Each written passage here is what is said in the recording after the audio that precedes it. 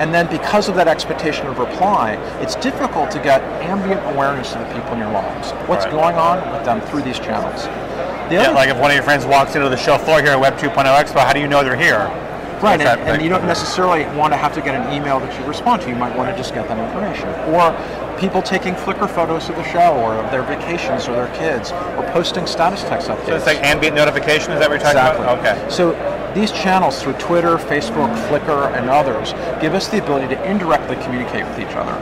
And that has low social cost, because there's no expectation of reply, and high social value. So what we've done in Stay Connected is we have an open framework to have any mail reader that you want, Google, Microsoft, AOL, and Yahoo, of course. Yahoo Messenger, but then in Social Pulse, we combine the direct communication capabilities with indirect. And what indirect communication makes possible, and ambient awareness, as we're saying, is that now may not be a good time to reach you because you're busy. Right? I can look in Messenger and see you're busy, so it's now not a good time to call you. Or you said, in an important meeting or getting an interview now, not a good time to directly communicate. So ambient awareness helps us in improving direct communication, but also encourages it. So if I'm in the business of communications or supporting data plans, what ambient awareness gives is I say, oh, look, my friend is in Tahiti now. I'll tell them a great place to go in Tahiti. So-and-so just had a baby. He just had a great interview. And so it adds context to your social experience as well, so you actually get the information that matters to you. Other people would say, well, he's in Tahiti. I'm not going to ask him a work question. He's clearly on vacation. But I may tell him about the best beach to go to. Yeah, exactly. Okay. So this combination of direct and indirect communications in a way that does open aggregation, bringing all the ways that people communicate together, and open publishing, being able to share out, is a real revolution in making it possible on your phone to stay connected with the people that you care about, wherever they are and wherever you are. Yeah, so really, a lot of people are concerned about, like you say, that social computing tax. I want to be more social, but I'm worried that it's going to, like email, may begin to take over my life. This deals a lot of that complexity and overhead, and really focus on the what you call the 4 W's, I think, right? W4. But the how part a whole lot less. So that's very interesting. And also, too, when you think about what we're doing in social communications, there are differences between people that post a lot and those that actually consume it. So it's made my relationship with my parents much better. Oh, really? Well, because if you think about the social cost of why don't you call me more often, why aren't you keeping in touch? Right. I see you grinning. Yeah, sure. So now from my phone, I can go in and I can say, having a great chat with Dion, I can take a photo, let them know I'm here. The cost to me is very low of producing that, and the cost to them is low of consuming because they don't have to respond that they might.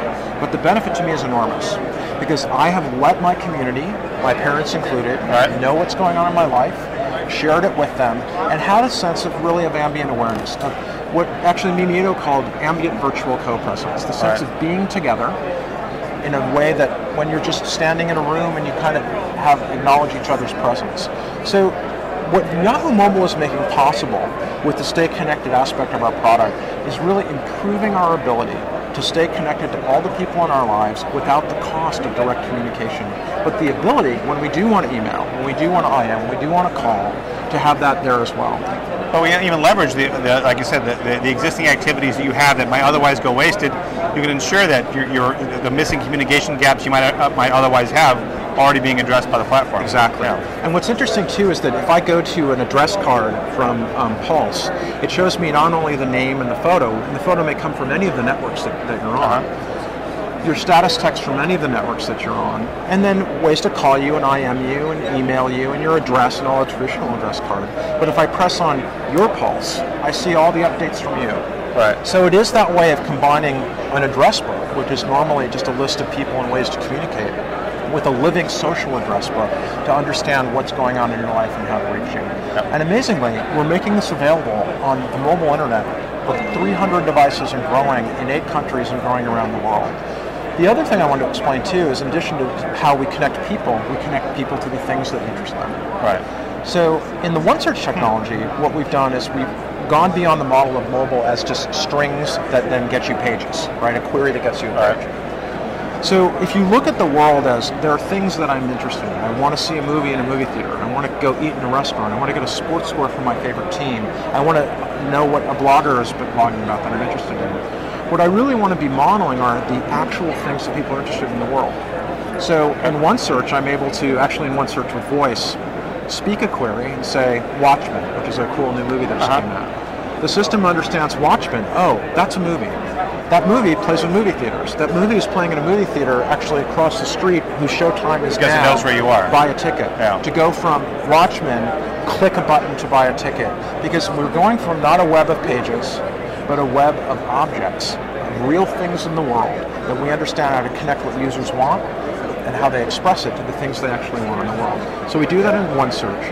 But then what we do in my interests is I can bookmark that. I can say, hey, I want to follow this blog. I want to know about the sports team. I want to know the weather for the city. And have a live, updated feeds from those things that interest me right on my phone. I think it makes a lot of sense. When people talk about this internet singularity, where the internet's almost being integrated into the real world, because you have these sensors, you have these cameras, you have GPS, and you have all this presence, so you can actually start to have the meaningful parts of the real world be integrated into your online life. Exactly. Yeah. And in our research, we've also developed sort of visions of what that would look like. We created a system called Tag Maps, TAGMAPS, which is available for people to play with on the internet.